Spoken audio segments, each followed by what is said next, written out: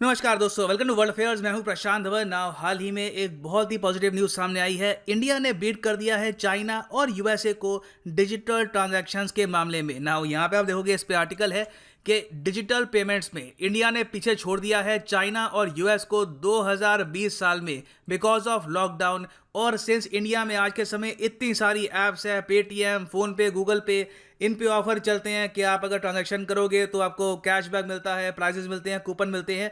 तो इस वजह से लोग बहुत ही बड़ी संख्या में यूज़ कर रहे हैं डिजिटल पेमेंट्स को। नाउ आपके माइंड में क्वेश्चन आएगा कि सुन के अच्छा लग रहा है, but is this really true? I mean, China, US, ये काफ़ी बड़ी इकोनॉमीज़ है, इनकी पर कैपिटा इनकम इंडिया से काफ़ी ज़्यादा है। तो फिर भी हम यहाँ पर कह सकते हैं, जिस तरीके से नीति आयोग के सीईओ यहाँ पर लिख रहे हैं, अमिताभ कांत साहब, कि डिजिटल ट्रांजैक्शंस के मामले में इंडिया ने सरपास कर दिया है चाइना को। तो देखो, यहाँ पे हम बात कर रहे हैं वॉल्यूम्स की, कि कितनी ट्रांजैक्शंस हुई है। हम यहाँ पर ट्रांजैक्शंस की वैल्यू की बात नहीं कर रहे। ऑब्वियसली आप अगर बात करोगे वैल्यू की, तो एक आम चाइनीज नागरिक, अमेरिकन नागरिक, ये ज़्यादा कमाते हैं कंपेयर टू इंडियन सिटीजन्स। तो इनकी जो ट्रांजैक्शन है, इसकी वैल्यू भी ज़्यादा होगी। तो हम उसकी बात नहीं कर रहे, हम ओवरऑल बात कर रहे हैं कि ट्रांजैक्शंस कितनी हुई है। चाहे भारत में हमारे यहाँ 20 रुपये, 30 रुपये, 500 रुपये, छोटी ट्रांजैक्शंस भी बहुत ही बड़े स्केल पर होती हो, जो बिल्कुल होती भी है। उसकी वजह से इंडिया ने टॉप किया है इस इंडेक्स को, और इंडिया ने पूरी दुनिया को हरा दिया है in overall volume of digital payment transactions. Now यहाँ पे आप अगर सोचें, अच्छा नंबर्स में, वो तो ठीक है, देखो नंबर्स में भी ये कर पाना बहुत बड़ी बात है, ये बहुत ही सिग्निफिकेंट है। मैं चाहता हूँ कि आप इस रिपोर्ट की जो इंपॉर्टेंस है, इसको जेन्युइनली अप्रिशिएट करें। रघुराम राजन, हमारे आरबीआई के फॉर्मर गवर्नर, इन्होंने भी इसको नोट में लिया है। इन्होंने भी यहाँ पर यह कहा है कि जिस तरीके से भारत में डिजिटल पेमेंट्स राइज कर रही हैं, ये काफ़ी रिमार्केबल है। और ऑफ कोर्स इससे रिस्पॉन्सिबिलिटी भी बढ़ती है सेंट्रल बैंक्स की। और जब हम बात कर रहे हैं कि भारत में ओवरऑल चाइना से भी ज़्यादा नंबर्स में हुई हैं digital transactions, even though China की पॉपुलेशन हमसे काफ़ी ज़्यादा है और वहाँ पे ज़्यादा लोग पॉवर्टी से बाहर निकल चुके हैं, ज़्यादा लोग यूज़ करते हैं स्मार्टफोन्स, ज़्यादा लोगों के पास एक्सेस है टू द इंटरनेट, तब भी हमने अगर चाइना को बीट कर दिया, इट स्पीक्स वॉल्यूम। इससे हमको यही पता लगता है कि ग्राउंड लेवल पर इंडिया में बहुत तरक्की हो चुकी है डिजिटल पेमेंट्स के मामले में। ना यहाँ पे आप क्वेश्चन पूछेंगे, अच्छा ठीक है, तो कोई इसका कुछ इंडेक्स आया है जिसने बताया है कि टॉप कंट्री कौन सी है, बॉटम कंट्री कौन सी है?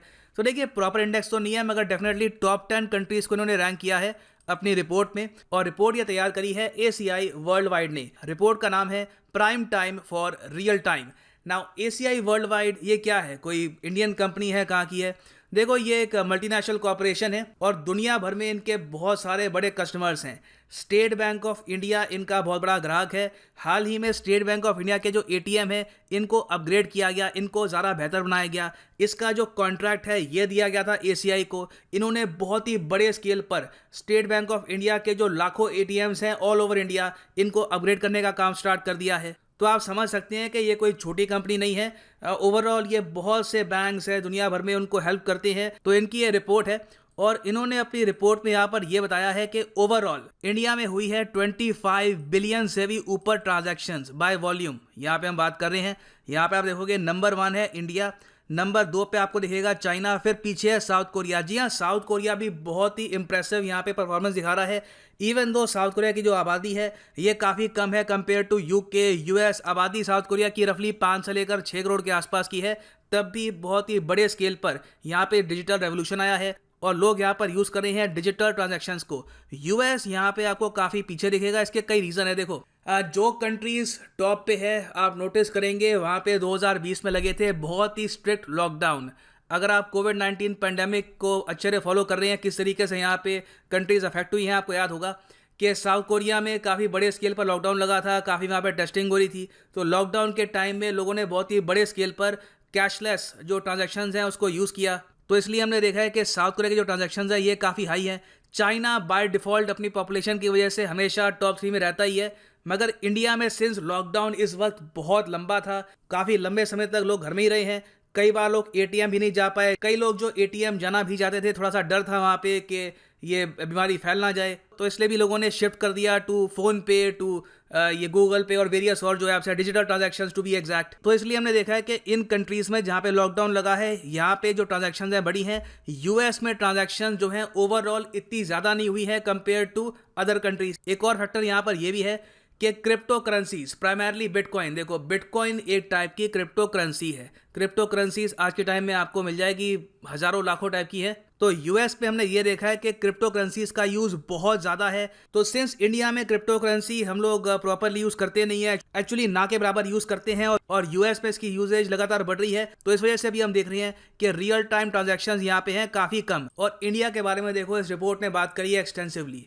ये यहाँ पर स्पेसिफिकली मेंशन करते हैं 2014 साल का। ये कह रहे हैं कि 2014 से हम देख रहे हैं कि डिजिटल ट्रांजैक्शंस में सिग्निफिकेंट इंप्रूवमेंट आई है। इन्होंने यहाँ पर नोटबंदी का जो कंट्रोवर्शियल निर्णय था इसको भी कवर किया है। इन्होंने ये कहा है कि 2016 में जो नोटबंदी हुई थी उससे 86% जो कैश है ये कर दिया गया था डिमोनेटाइज। उसकी वजह से भी कई लोग इलेक्ट्रॉनिक पेमेंट्स की तरफ शिफ्ट हुए और लोगों को एक तरीके से इंट्रोडक्शन मिला कि ये भी एक फॉर्म है पेमेंट का, ऐसे भी लोग कर सकते हैं पेमेंट। और फिर साथ ही साथ जो आधार का सिस्टम है वो भी बढ़ाया गया। और 2017-18 आते वक्त 80% इंडियंस हैं जिनके पास एक प्रॉपर बैंक अकाउंट है। ये एक रिमार्केबल अचीवमेंट है।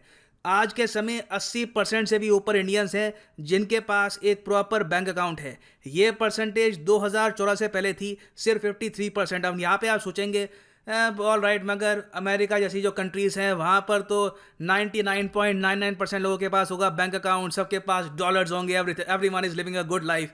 Not quite.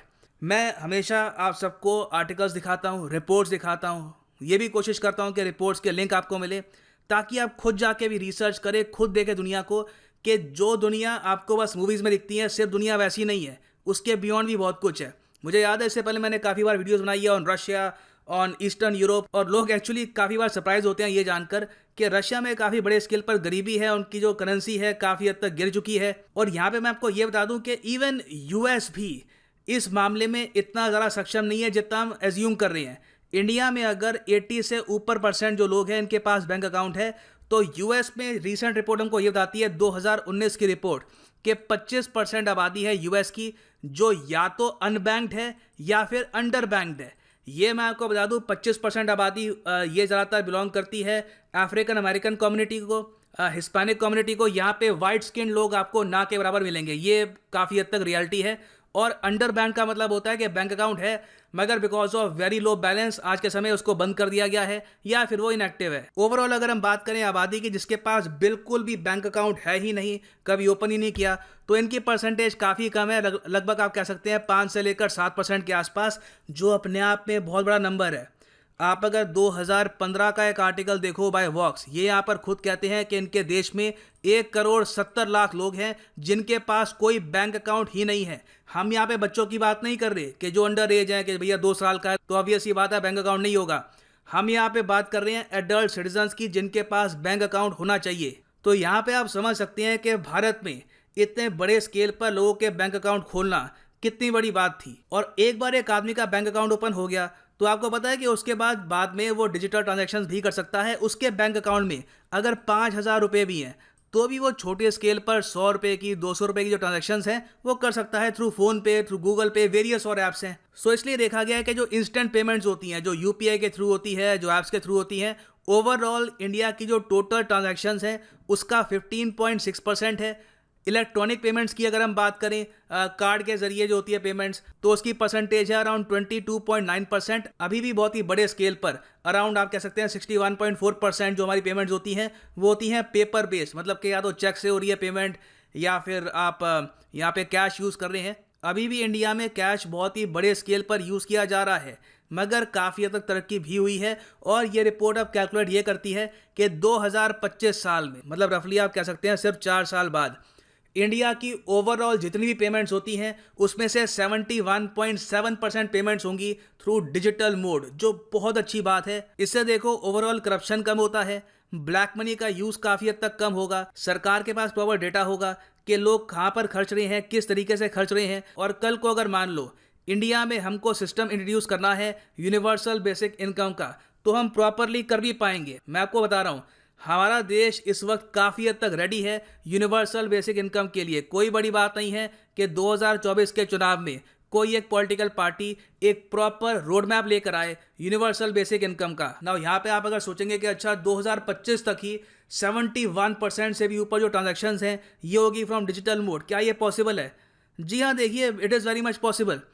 इसी साल हमने देखा है कि जो यूपीआई है, यूनिफाइड पेमेंट्स इंटरफेस, इसकी जो ट्रांजैक्शंस हैं ये डबल होके हो गई है अराउंड 2.7 बिलियन, और ये इन द फ्यूचर बढ़ने ही वाली है। अब हाल ही में एक बहुत बड़ा स्टेप ये लिया गया है कि जो एटीएम्स हैं इनको अपग्रेड किया जा रहा है। इससे क्या होगा कि आपको डेबिट कार्ड की या क्रेडिट कार्ड की आवश्यकता नहीं है एटीएम से पैसा निकालने के लिए। आप सीधा एटीएम में जाओगे, अपनी यूपीआई ऐप आप यूज़ कर सकते हो और कॉन्टैक्टलेस तरीके से आप निकाल पाओगे कैश। ये भी एक रेवोल्यूशनरी तरीका होगा फॉर ट्रांजैक्शन। और उसके अलावा 2021 के बजट में हमारी वित्त मंत्री ने यह भी कहा है कि सरकार 1500 करोड़ रुपए खर्चेगी to promote digital payments in India. इसके लिए कोई स्कीम लेके आएंगे। अभी तक स्कीम आई नहीं है, मगर मोस्ट प्रॉब्ली एक स्कीम ये इंट्रोड्यूस करेंगे इन द नियर फ्यूचर। तो देखो, डिजिटल ट्रांजैक्शंस का बढ़ना एक बहुत ही बड़ा पॉजिटिव साइन है फॉर इंडियन इकोनॉमी, और उम्मीद यही करते हैं कि बहुत ही जल्द इस रोड मैप के हिसाब से यूनिवर्सल बेसिक इनकम भी हम इंट्रोड्यूस करें। तो इसी नोट के साथ वीडियो करते हैं खत्म। उम्मीद करता हूँ काफ़ी कुछ यहाँ पे आपको जानने को मिला होगा। Thank you for listening and as always God bless you all.